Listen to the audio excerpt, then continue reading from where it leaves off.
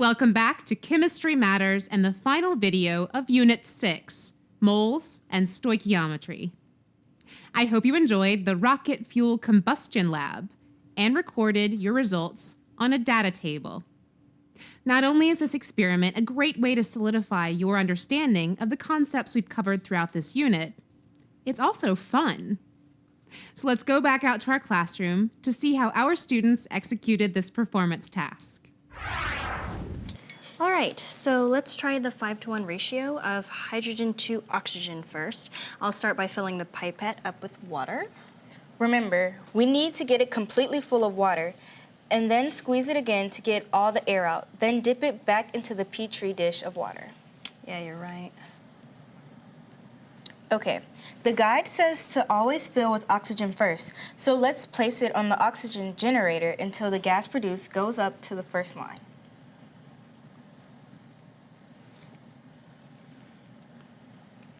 Okay, now the rest of this needs to be hydrogen, but we have to be careful to remove it as soon as it's filled with gas. So we don't want to accidentally squeeze out the oxygen that's in here.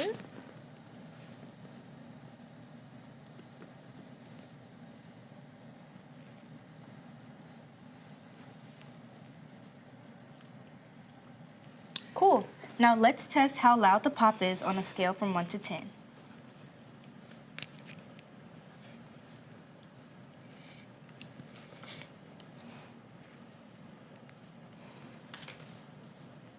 Whoa, that was so cool. Okay, so I have 2 parts oxygen. I'm gonna put it on the hydrogen generator and fill it up to the bulb and then quickly remove it. Right. Make sure to cap it first. Okay, great. This will give us a ratio of 4 parts hydrogen to 2 parts oxygen. Okay, now I'm gonna give it the pop test.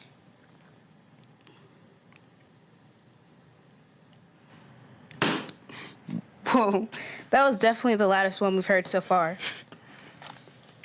Yeah, let's rank that a 10 on our loudness scale for now. Okay, we'll adjust later if we get any louder ones. What ratio was that for you guys? 4 parts hydrogen, 2 parts oxygen. Yeah, that was our loudest one too. That was the only one that we ranked a 10. Yep, our 3-to-3 ratio was pretty loud too. We gave that an 8, but this was definitely the loudest one. All right, so everyone's had time to test each ratio and complete their data tables. So let's discuss our data. Team 1, I'll put your data on the screen. Can you tell us about it? Well, before we started, we thought the best pop would come from the ratio 3 to 3. That ratio did give us a loud pop, and as you can see, we ranked the loudness of the pop as an 8. But when we did the ratio that was 2 parts oxygen to 4 parts hydrogen, it was definitely the loudest pop of them all the trials. Great observations. And that prediction you mentioned about the 3-to-3 ratio is really a hypothesis. So give yourself credit for formulating that. So what does your data tell you about the way oxygen and hydrogen combine in this combustion reaction? We were thinking that when the oxygen and the hydrogen combine in this reaction, that this ratio, 2 parts oxygen to 4 parts hydrogen, is the most efficient. It gives us the most bang for our buck. Well, that's a great way to put it, Michelle. And I see that you gave the rating of 5 to both the 1-part oxygen to 5-part hydrogen ratio and to the 4-part oxygen to 2-part hydrogen mole ratio. So why do you think that those sounded similar? We both thought that in those trials, there had to be leftover gas in the bulb that didn't get a chance to react. Yeah, when it was 1 part oxygen to 5 parts hydrogen, there must have been excess hydrogen. And the 1 part of oxygen must have been totally consumed. And we did 4 parts oxygen to 2 parts hydrogen, and there must have been leftover oxygen in the bulb after all the hydrogen had been consumed. Well, that's very well thought out. Okay, well, Team 2, I'll put your data on the screen now so we can discuss it. Our results are pretty similar to theirs. We also thought the 3-to-3 ratio would be the best, but it wasn't as loud as the one where we had 2 parts oxygen and 4 parts hydrogen. Well, that's fine. But what does your data tell you about this reaction? We figured that there must be 2 parts of hydrogen reacting with every 1 part of oxygen. We also noticed the condensation of water on the inside of the bulb during our various tests. So we wrote what we thought would be the best balanced equation based on the evidence. Well, very nice indeed. And does your data support this equation? It does. You see, we mixed 2 parts oxygen with 4 parts hydrogen. All of the gases were used up in the reaction because if you reduced 2 and 4, you would have the exact coefficients for the reaction. 2 moles of hydrogen being used per every 1 mole of oxygen. Yeah, that's why it made the loudest pop. All the other ratios we tried would have leftover gas that couldn't react. Well, that's outstanding work by both teams. I really like how you were able to gather data and argue from evidence. So your data does support this balanced chemical equation. This is exactly the same reaction that engineers use when they develop rocket fuel systems. So now, let's have a little fun. So against the wall over there, I have 2 boxes, so one inside the other. They kind of look like a skee ball setup. But what you're going to do is a little rocket science. Standing behind your lab stations, you'll fire your micro rockets towards those boxes. And if you land your rocket in the outer box and can answer a question about the lab, you'll receive 5 bonus points on your lab. And if you land your rocket in the inner box, you get 10 bonus points added to your lab report. But the same deal, you have to be prepared to answer a question correctly. So now, let me give you a little tip as you dig in on your rocket science. In order to launch the bulb across the room, you'll need a propellant inside the bulb, something for the expanding water vapor to push against during the reaction. So try leaving a small amount of water in your bulb before you launch, and that will act as a propellant. Does everyone have their rockets ready? Mm-hmm. Amari, can you start us out? Yep. All right, let's see it. Come on, Imari. Let's do this. Let's go.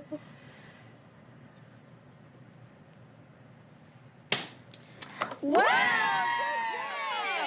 job. Okay, so you'll get 10 bonus points on this lab if you answer a question later on, okay? Okay. All right, Robbie.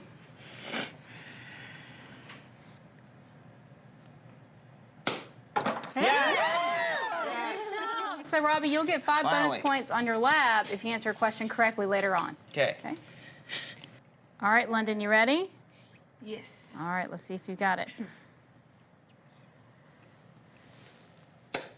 Good job. All right, so answer a question correctly later on, you'll get 10 bonus points on this lab. So, Okay.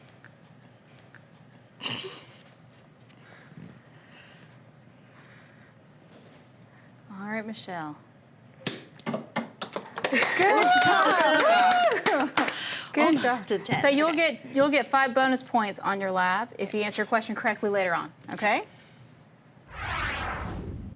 The students in our lab have now become rocket chemists, and they're experimenting with stoichiometry to determine the most effective combination of rocket fuel. Obviously, when traveling into orbit, it's very important to minimize weight. The less material you have to lift, the farther and faster it can go. While the hydrogen and oxygen fuel for a rocket provide enormous thrust to get the spacecraft into orbit, these chemicals have a lot of mass, and again, that mass is something scientists try to minimize. Notice that these fuel tanks for hydrogen and oxygen are meant to hold very cold or cryogenic liquids. To save space, the gases are cooled until they become liquids. Also notice that the hydrogen tank is twice as large as the oxygen tank. And with the knowledge gained in this lab, you now understand why. But as I mentioned earlier, there are seemingly infinite applications of the concepts we've explored in this unit that extend well beyond rocket fuel. For example, we were recently visited by Dr. David Gottfried, a principal research scientist at Georgia Tech, where he's the deputy director for the National Nanotechnology Coordinated Infrastructure. Some of you may want to investigate a career like this for yourself. Dr. Gottfried, thank you for joining us today. Glad I could be here. Now let's get into a little of what you do. Would you tell us what nanotechnology is? So the best way for me to describe nanotechnology is to go to the official government definition. And yes, there is an official government definition of nanotechnology. And this comes about because about 15, 16 years ago, the government created something called the National Nanotechnology Initiative.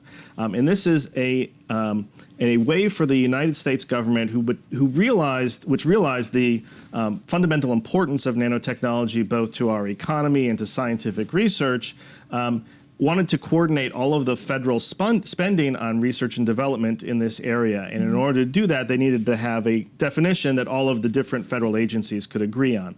And so that definition is that nanotechnology is the understanding and control of matter between 1 and 100 nanometers where unique phenomena enable novel applications. And we're going to kind of break that down. Great.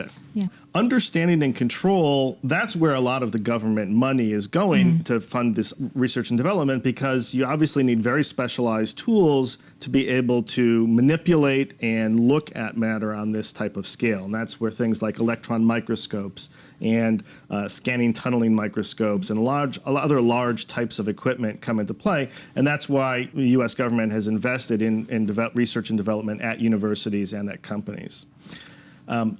One of the things that happen when material gets onto the nanometer scale, and it's important to understand that there's not some magical physics or magical chemistry or forces that occur at the nanometer scale. It's just that the same forces that exist on the human scale now take on a different importance. So the example I like to give is the gecko, which is that little lizard that likes to climb up the walls.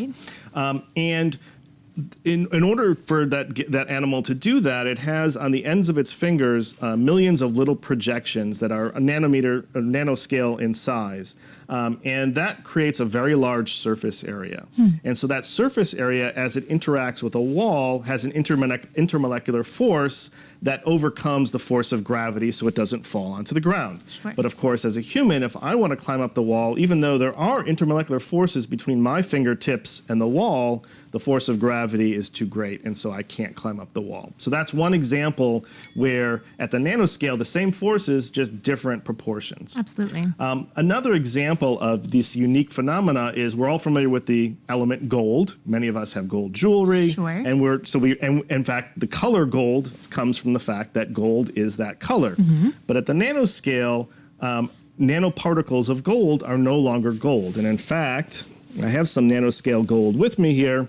This does not look like anything I've seen in a jewelry store. No, exactly. And this is a liquid. So this is in a solution, but this is nanoscale particles of gold. And you see they take on this reddish or brownish tone that no longer looks gold.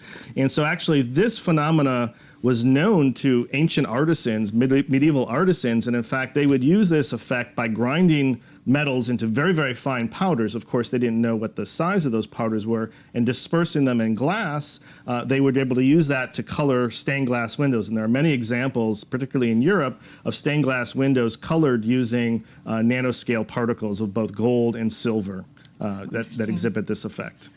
Now, those are some interesting examples, but what are some examples of nanotechnology that we may all use in our everyday lives? It's a good question. So that really leads to an area that I like to call nano-enhanced products. So there are literally hundreds of different products that already have nanotechnology, and many of us are not aware of it.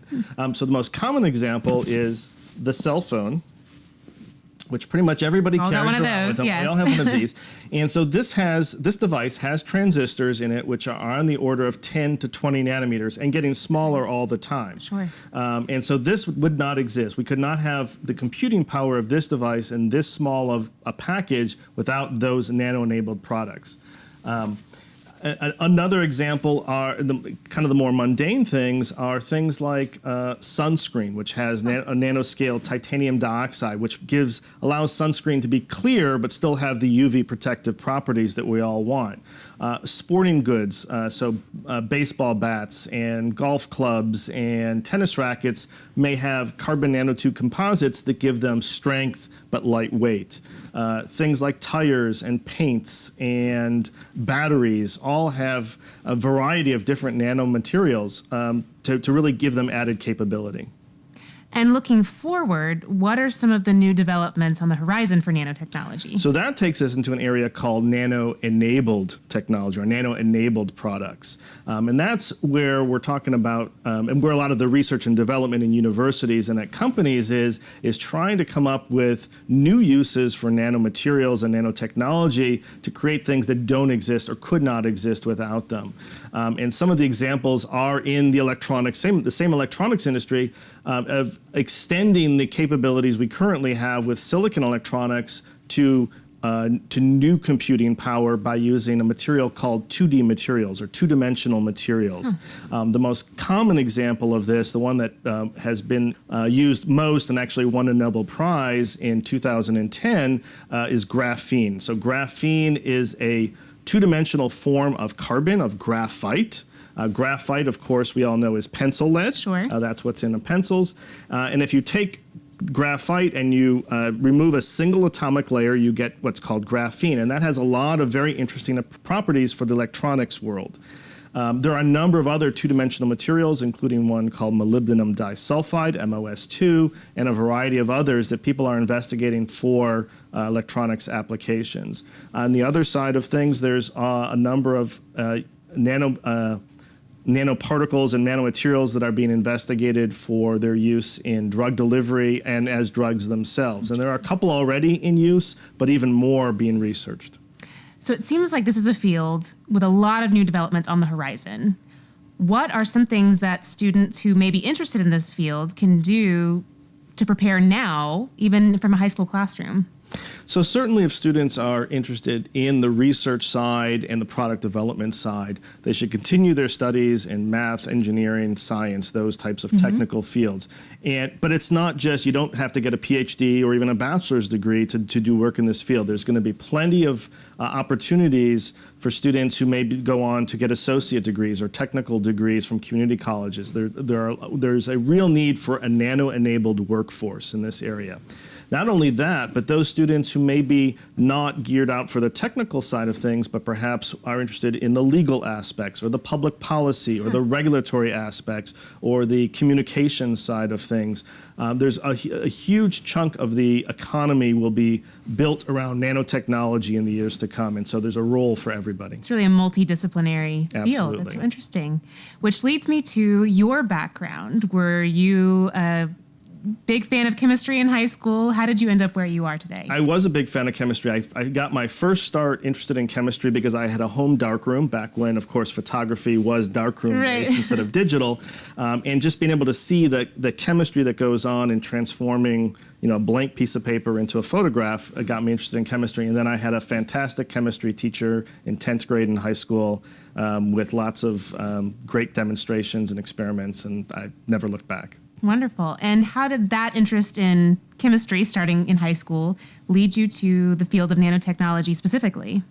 So in nanotechnology, and my engineering colleagues may disagree, but it's all chemistry. Okay. I mean, really everything. There are really two main aspects of nanotechnology that we've talked about. There's what's called top-down nanotechnology, and that's along the line, that's used that approach is used in creating a lot of the devices, the electronics, the microfluidics, the optics that we've talked about. And that's where you take a large piece of material, for example, a silicon wafer might be the starting point in electronics, and you apply chemical processes to either etch material away or deposit material on top of it, and you build up layer by layer a device. And that's called top-down nanotechnology. The other approach to nanotechnology, which is used a lot by chemists and chemical engineers, is what's called bottom-up nanotechnology, and that's where you're really starting with individual atoms and molecules to create a variety of different nanomaterials like carbon nanotubes or semiconductor quantum dots or metallic nanoparticles. Wonderful. What an exciting field. Thank you so much for joining us and for giving us information about all this. My pleasure. I had a great time. Good. That just about brings Chemistry Matters Unit 6, the mole and stoichiometry, to a close. Give yourself a pat on the back. We covered a lot in this unit, and you've learned an important life skill, dimensional analysis, which you'll continue to use in physics, engineering, and mathematics classes from now on. You also now know what a mole is, and you've become proficient in mole conversions using molar mass, molar volume, and even counting numbers of atoms. You've calculated empirical formulas and percent composition of compounds. You now know how limiting reactants control the percent yield of chemical reactions.